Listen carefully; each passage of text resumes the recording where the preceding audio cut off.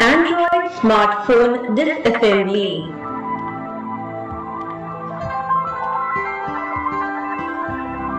अब हम एक एंड्रॉइड स्मार्टफोन को डिसअसेंबल करने की विधि को सीखने जा रहे हैं। डिसअसेंबलिंग का मतलब होता है मोबाइल को खोलकर उसके विभिन्न पुर्जों को अलग करना।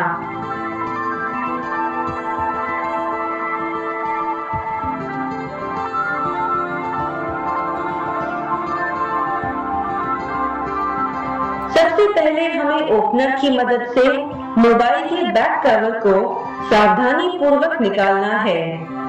बैक कवर को निकालने के लिए हमें ओपनर की सहायता से खांचों को सावधानी पूर्वक धकेलना है और फिर बैक कवर को निकालना है।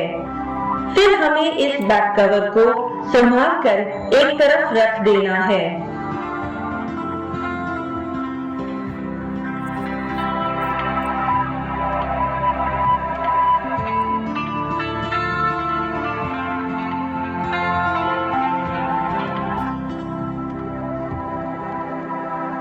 अब हमें मोबाइल की बैटरी को हटाना है।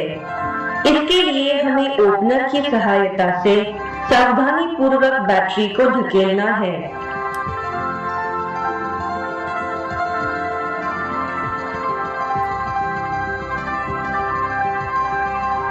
बैटरी हटाने के बाद अब हमें इस बैकएंड पैनल को हटाना है। इस बैकएंड पैनल को हटाने के लिए हमें यहाँ पर दिख रहे इन सारे स्क्रूज को निकालना होगा। इन स्क्रूज को निकालते समय हमें बहुत सावधानी बरतनी होगी, क्योंकि अगर कोई भी स्क्रू खो जाता है तो हमें उस स्क्रू को ढूंढने में और उसे उसकी सही जगह पर फिट करने में काफी मुश्किलों का सामना करना पड़ेगा। इन स्क्रूज को हम स्क्रू ड्राइवर की मदद से निकालते हैं। स्क्रू ड्राइवर को उसी तरीके से पकड़ना चाहिए जिस तरह से यहाँ दिखाया गया है। यह स्क्रू ड्राइवर चुंबकीय होता है और इसके चुंबकीय क्षेत्र की वजह से हमें स्क्रूज को उठाने एवं निकालने में आसानी होती है। मोबाइल को डिसअसेंबल करते समय इस बात का हमेशा ध्यान रखना चाहिए कि इस्तेमाल होने वाले टूल्स अच्छी क्वालिटी के हों, क्योंकि खराब क्वालिटी के टूल्स इस्तेमाल करने से स्क्रूज के ऊपर वाले थ्रेड्स खराब हो सकते हैं। अब हम मोबाइल के बीच के हिस्से के स्क्रूज को एक एक करके निकालेंगे।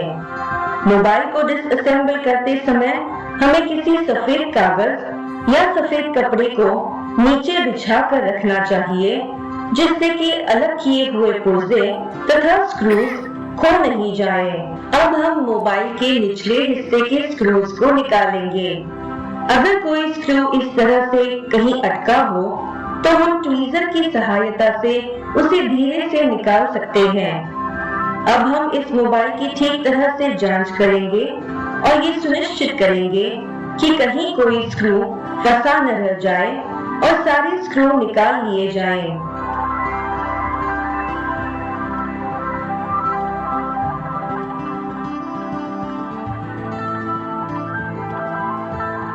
अब हम ओपनर की सहायता से इस मिडल पैनल को यहाँ से अलग करते हैं। ये ध्यान रखना आवश्यक है कि इस पैनल को निकालते समय ज्यादा ताकत का इस्तेमाल ना हो, वरना यह पैनल टूट भी सकता है।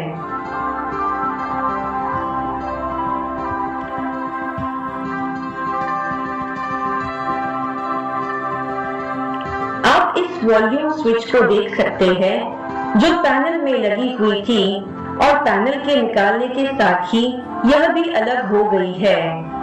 हमें सभी अलग किए हुए पुर्जों को सही जगह पर रखना चाहिए, जिससे कि जरूरत पड़ने पर उन्हें ढूंढने में हमें कोई परेशानी ना हो। अब हम धीरे धीरे इस पैनल को अलग कर लेते हैं। पैनल के अलग होते ही यह ऑन या ऑफ स्विच भी अलग हो गई है, और जो इस पैनल में लगी हुई थी। अब हम इस मदरबोर्ड को देख सकते हैं, जिसे हम पीसीबी या प्रिंटेड सर्किट बोर्ड भी कहते हैं। मोबाइल के सारे कनेक्शन इसी पीसीबी से किए जाते हैं, इसलिए हमें इन सारे प्लास्टिक स्ट्रिप को सावधानी के साथ निकालना होगा।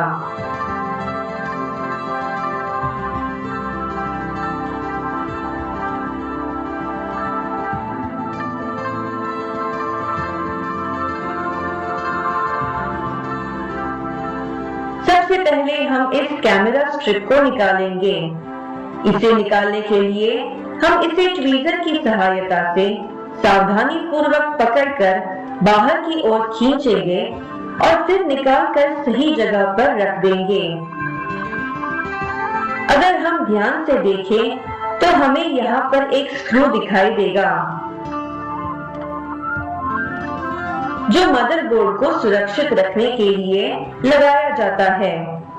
हम इस स्क्रू को भी स्क्रू ड्राइवर की मदद से निकाल देंगे।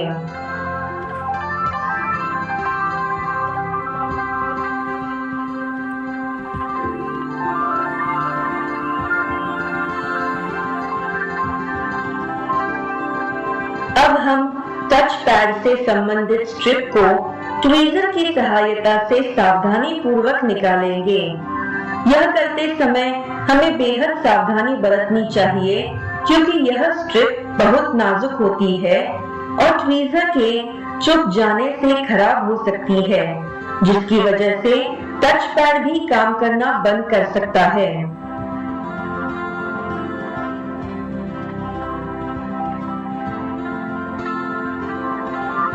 अब हम फ्रंट एंड मॉड्यूल के कैमरे की स्ट्रिप को भी सावधानी पूर्वक निकालेंगे। इस स्ट्रिप को भी बेहद ध्यान पूर्वक एवं ताकत का इस्तेमाल किए बिना निकालना चाहिए, वरना स्ट्रिप खराब हो सकती है।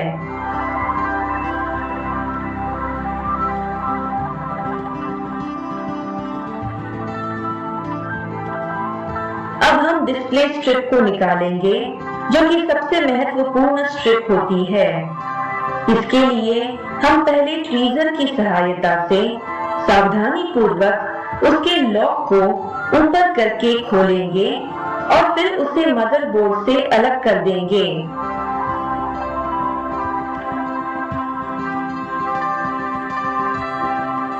अब हम उस स्ट्रिप को मदरबोर्ड से अलग करेंगे जो मदरबोर्ड को माइक और वाइब्रेटर जैसे नीचे के हिस्से के पुर्जों से जोड़ती है और मदरबोर्ड से लोअर बोर्ड को सप्लाई पहुंचाती है। इन सारी स्ट्रिप को अलग करने के बाद हम इस एंटेना वायर को भी मदरबोर्ड से अलग कर देंगे।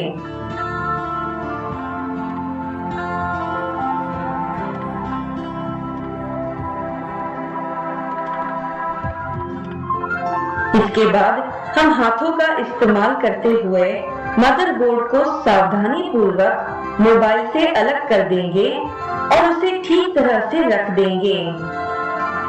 अब आप देख सकते हैं कि मोबाइल के ऊपर का हिस्सा पूरी तरह से डिसअसेंबल हो चुका है।